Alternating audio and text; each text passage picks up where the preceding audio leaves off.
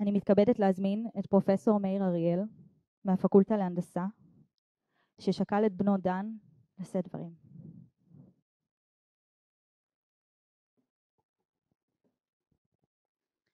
שלום לכולם.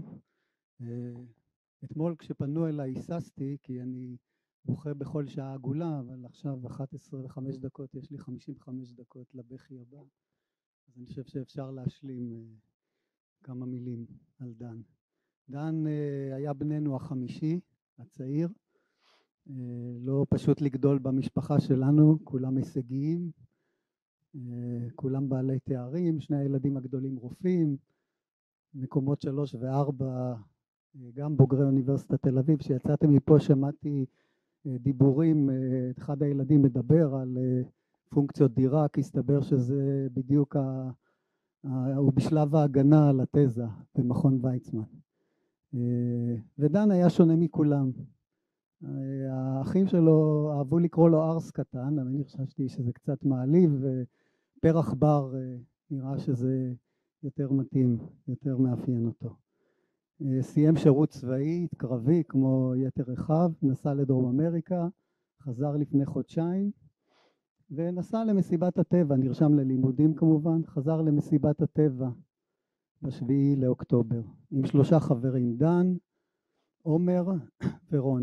3 חברים ששירתו ביחד שירות קרבי, נסעו ביחד עם המזדה 2 של תלילה, אמא של דן, שהיא המזדה כמובן מנוחתה עדן. ב6:30 בבוקר התעוררנו כמו כל עם ישראל למשמע האזעקה. מיד התקשרנו אליו, הוא נשמע בעניינים, ילד תכליתי, לא אוהב דיבורי סרק, אמר אנחנו עפים מפה, נכנסו לרכב ולמרות העומס הצליחו לברוח. אבל כנראה שהם עשו את זה מוקדם מדי, 3 נכנסו למיגונית בסמוך לבסיס רעים, ותוך רבע שעה בערך הגיעו החמאס, זרקו עליהם רימונים, ירו עליהם, דן נפצע הכי קשה בפנים, איבד דם, עומר נפצע בעיקר ברגליים, ורון שהיה במצב הטוב ביותר נחטף.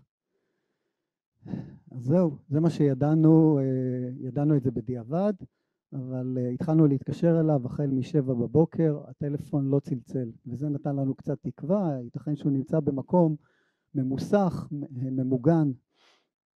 בדיעבד הסתבר שדן ועומר דיממו במשך 5 שעות, כשבעצם בטלפון בדיעבד ראינו מספר טלפונים למוקד 100 שנותחו ללא מענה.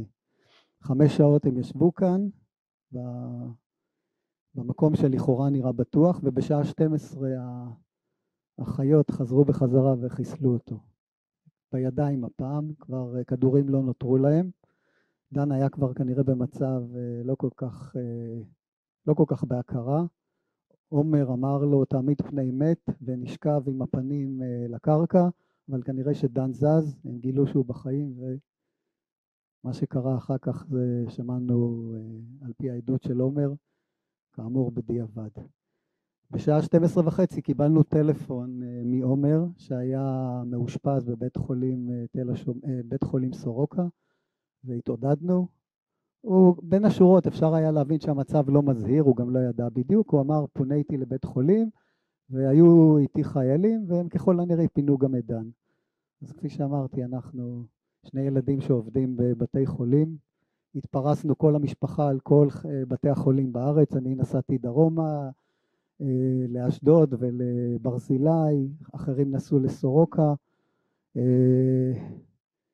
ועד שבת בערב חיכינו בכל בתי החולים לכל שביב של מידע.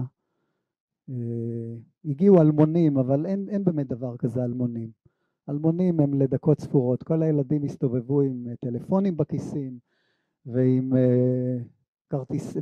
תעודות זהות, אז אלמוני הוא אלמוני לכמה דקות. אבל המעמד הזה שבו אתה עומד מול צוות עובדות סוציאליות של בית החולים, נותן סימנים מזהים, והם אומרים רק רגע, אנחנו עולים למעלה לראות האם לאלמוני שהגיע יש קעקוע או שאין קעקוע, זה מעמד קשה מאוד. במוצאי שבת, כשבעצם לא הצלחנו לאתר אותו בשום בית חולים, אני כבר לא הייתי אופטימי. העדות של עומר הייתה קוהרנטית לגמרי, ואני קיוויתי כמובן שהוא נחטף, כן? אבל קשה היה להאמין שזה מה שקרה, שהוא עד כדי כך מבולבל, ובעצם לא קיבלנו שום מידע במשך 3 ימים. הלכנו למשטרה, נתנו DNA, משום מה אשתי והאחים היו אופטימיים שהוא נמצא באיזה ניתוח והוא צריך להתעורר, אבל אני לא הייתי אופטימי, התחלתי להתאבל עליו כבר מיום שבת בצהריים. זהו, ומה שקרה אחרי זה כמו כל הקלישאות, זה בדיוק מה שאתם מכירים. ביום שלישי בבוקר, הדפיקה בדלת, השבעה, אבא לא צריך לקבור את בנו, זה בדיוק כמו שמתואר. זה הדבר הכי גרוע שיכול לקרות, כן, זה בדיוק הדבר הכי גרוע שיכול לקרות.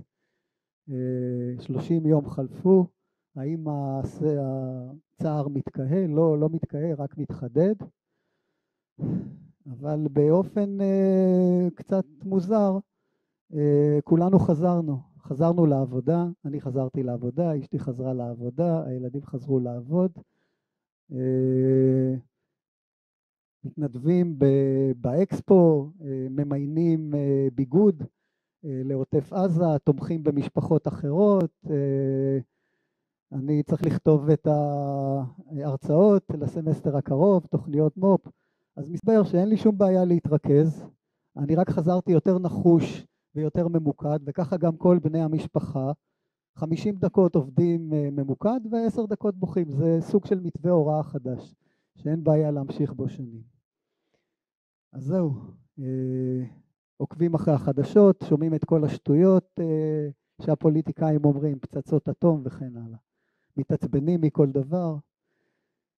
אז כאמור, הזמן לא מרפא, העצב נשאר חד, אבל זה לא מוריד בשום דבר את היכולת שלנו לתפקד, להיות נחושים, להיות חדים, ולהמשיך לעשות הכל, גם למען עם ישראל, למען החטופים, ולתמוך במשפחות השכולות. אז זהו, לפני שההתקף בכי הבא מגיע, אני אסיים פה.